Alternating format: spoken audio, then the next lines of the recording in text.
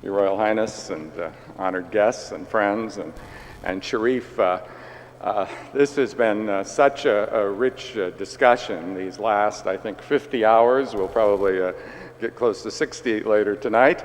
I'm reminded of what Professor Nanda said a little bit ago. What a feast. And speaking of feast, remembering last night, and I was sitting next to Elaine Baziuni, and when they brought the sixth course, she said, "Enough already, push it away." But that was not. I ate mine.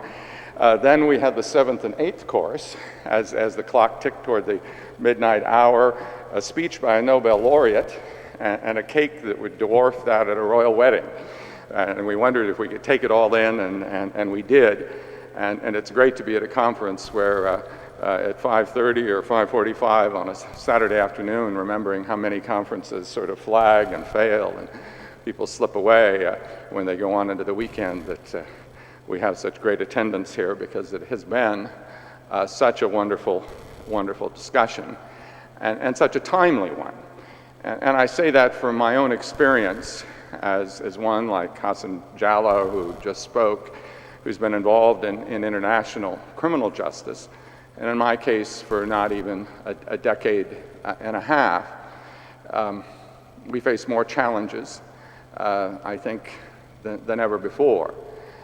I was drawn to this project by that great year of 1998 of the triple victories, the first judgment in the history of the world at the ICTR for the crime of genocide in the case of John Paul Akayesu, the decision by the House of Lords in the United Kingdom to rule that the former president of Chile, Augusto Pinochet, could be required to stand trial and to face his victims in the national court of a third state, and the approval and the sending forth of ratifications of the Statute of Rome on the 17th of July in 1998.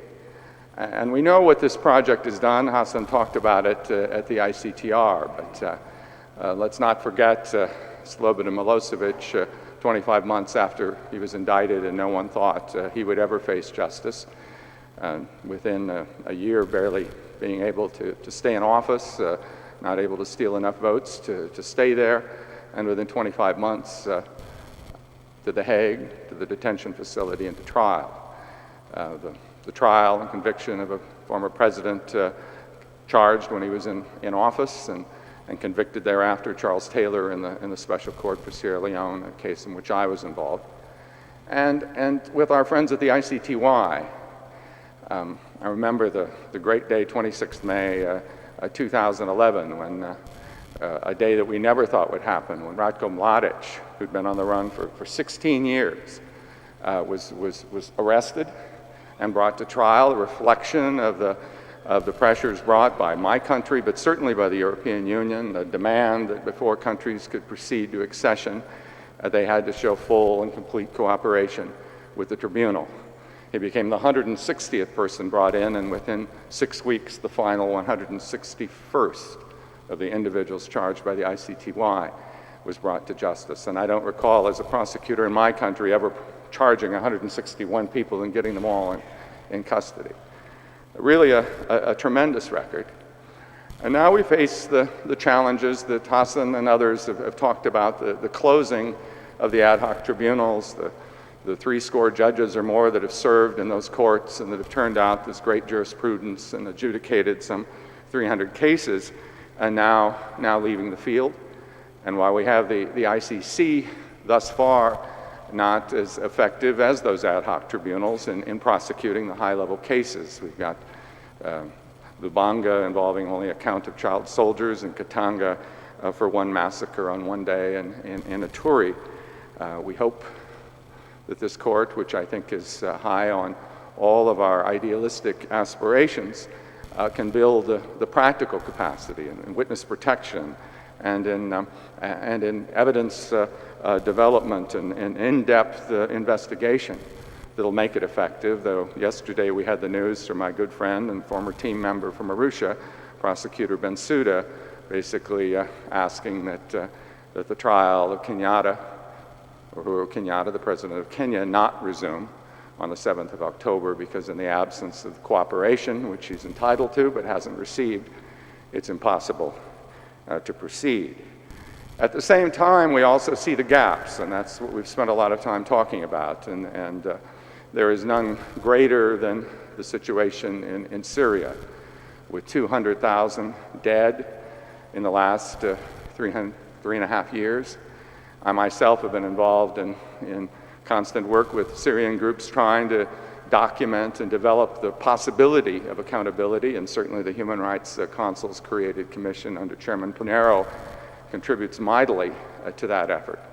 But the evidence continues to come in. I've been dealing with this Syrian military photographer, defector, who was involved in a process of taking more than 50,000 pictures of people tortured to death. Men, many of them, children, women, eyes gouged out, people eviscerated, boils on bodies from chemical agents, horrendous things done to people with the horror of the last hours of their life still on their still faces. At least 11,000 murdered in custody while we've done our other work in the world. A machinery of death that we haven't seen really since Cambodia, and reminds us of what happened during World War II. And thus far, not an ability to bring individuals to account. I spend most of my time in Africa, been to South Sudan and will be there again soon, but that situation isn't getting the attention that it should. Thousands of individuals killed in vicious ethnic fighting, incited by political leaders who play the ethnic card, who frankly have encouraged people to attack the ethnicities of their opponents. Thousands dead so far, maybe close to 20,000. Tens of thousands in squalid camps now facing famine and disease, and not yet an opportunity for accountability. And we have the narrative that we've heard about, which is that this project of justice, even at the ICC, a court with an African prosecutor and African judges, and in cases in which leaders invited the ICC's involvement, is accused of somehow being unfair, and that it's inappropriate, and as well the challenge that many say that the rise of China means no concern for human rights, that it's easy for countries to forget these norms and go the other way. And so it would be, I think, very easy to be discouraged, if not for those things, for the horrors that we see being committed by ISIS, children holding the heads of human beings that have been innocent human beings that have been murdered. It's easy, I think, as I said when I began, to feel this discouragement.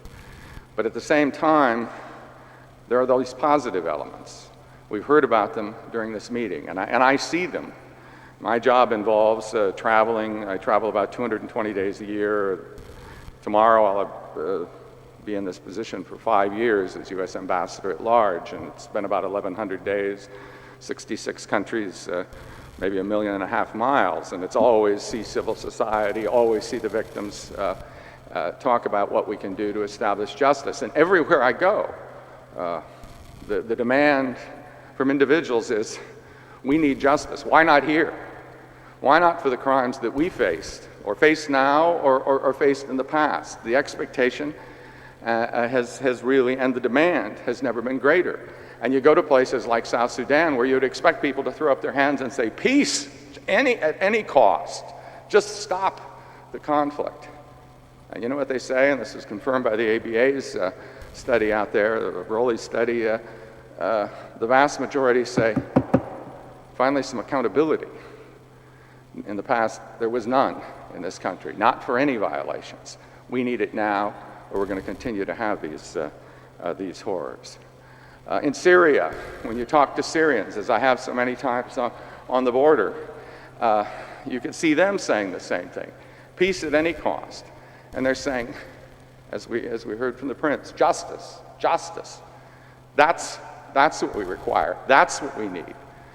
And that means, and I've sat and talked, they said this is individual justice.